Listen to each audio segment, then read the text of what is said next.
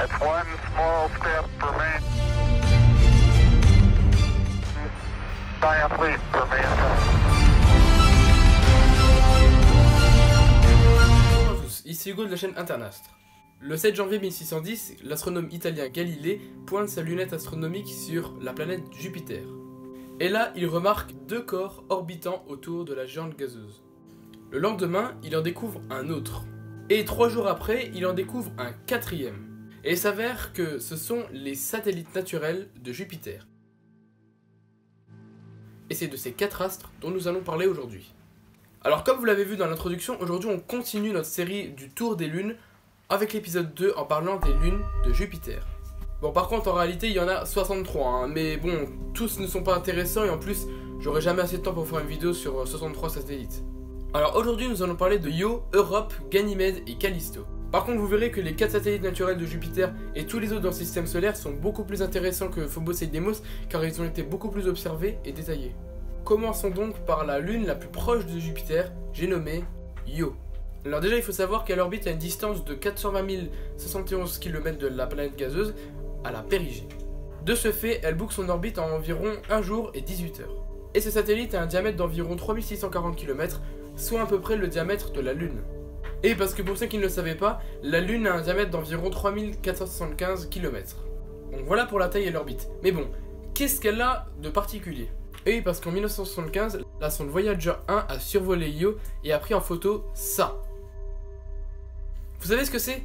C'est une éruption volcanique. Et pourquoi y a-t-il des éruptions volcaniques sur Io? Eh bien c'est à cause de la force de pesanteur exercée par Jupiter et Europe sur Io.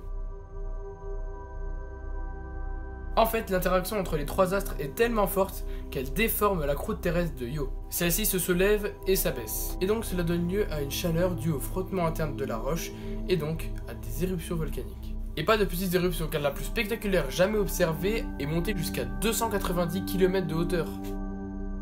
Pas étonnant car Jupiter est la plus grosse planète du système solaire et donc elle a la plus grosse attraction. Et ce qu'il y a de plus étonnant, c'est la surface d'Io. Regardez sa couleur jaunâtre. Et bien cela est dû au silicium fondu et au soufre qui sont les constituants de la surface de cette lune. Bon maintenant passons à une autre lune de Jupiter. Voici Europe. Elle a un diamètre d'environ 3126 km, donc à peu près égal à celui d'Io. Sa distance qui le sépare de Jupiter quant à elle est de 664 862 km au périgée. Et pour cette lune, elle est très intéressante aux yeux des agences spatiales. Et même pour vous dire que la NASA prévoit d'y envoyer une sonde d'ici 2024. Et ça parce qu'on suspecte que la vie s'y trouve en ce moment. Bon, pour plus de détails, je vous renvoie sur cette vidéo d'Astronogeek. Mais bon, en gros, sous la surface de glace d'Europe, il y aurait de l'eau, et dans cette eau, il y aurait des volcans sous-marins. Et sur Terre, on a déjà observé des formes de vie près de volcans sous-marins. Donc sur Europe, pourquoi pas? Donc, lune très intéressante pour les agences spatiales. De plus, pour faciliter la mission, la NASA a découvert des geysers qui sortaient de cette lune. Et donc, on pourrait juste y prélever de l'eau, l'analyser pour voir s'il y a des formes de vie, au lieu de creuser des kilomètres sous la glace et aller sous l'eau pendant des kilomètres et des kilomètres, et en plus en risquant de perdre les communications radio avec la Terre. Donc on peut dire qu'Europe fait le sujet de beaucoup d'actualités et on n'en a pas fini. Alors, éloignons-nous un petit peu plus de la géante gazeuse. Voici Ganymède. Vous avez remarqué? Il y a des zones plus claires que d'autres. Et bien cela est similaire à notre Lune. En effet, les zones plus sombres sont les zones les plus impactées par les débris spatiaux et les zones plus claires les moins impactées. Cela signifie que son sol se renouvelle très faiblement, comme notre Lune. Bon, quand je dis que le sol se renouvelle, je veux dire plutôt par là que les plaques lithosphériques bougent. C'est quand, par exemple, vous avez un tremblement de terre. Bon, maintenant, on est beaucoup plus loin de Jupiter, car on se trouve à 1 069 008 km de la géante gazeuse, ce qui lui donne, quant à elle, un temps de révolution autour de Jupiter d'environ une semaine terrestre. Pour son diamètre, il est d'à peu près 5268 km, ce qui en fait la plus grosse lune du système solaire. Bon, on peut dire que chez Jupiter, tout est grand, hein. La plus grande lune et la plus grande planète du système solaire.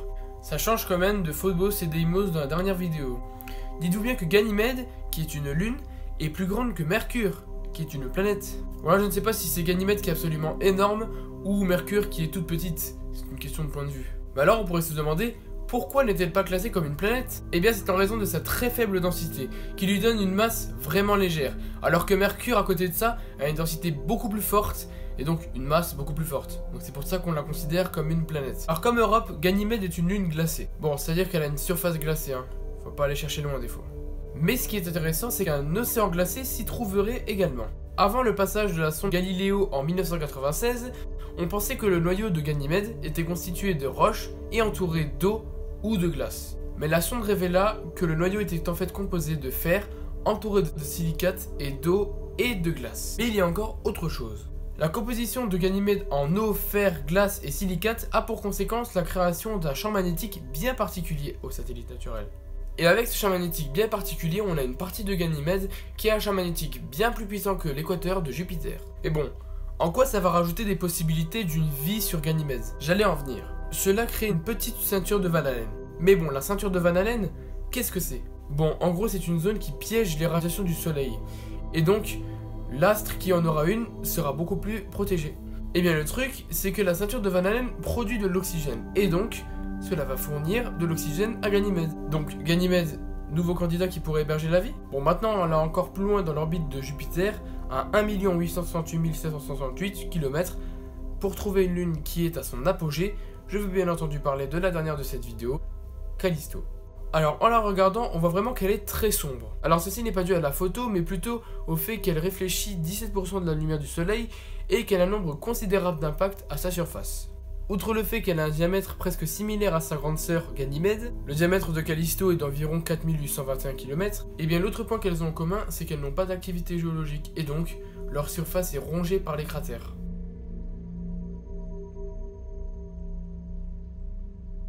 Et pour son orbite, elle la boucle en 16 jours et 16 heures. Donc encore une lune propice à la vie, qui sait. Bon, maintenant vous savez que les lunes de Jupiter sont très grosses, qu'elles sont de très bonnes candidates à une vie potentielle extraterrestre, et qu'au niveau des recherches scientifiques, elles restent très intéressantes. Donc voilà pour les satellites de Jupiter, je vous donne rendez-vous le dimanche dans 2 semaines pour les lunes de Saturne. Si cette vidéo vous a plu et que vous voulez encore plus de spatial, eh bien n'hésitez pas à liker cette vidéo, mettre un commentaire et surtout abonnez-vous en activant la cloche. Et il me reste plus qu'à vous dire, à dans 2 semaines sur Internastre.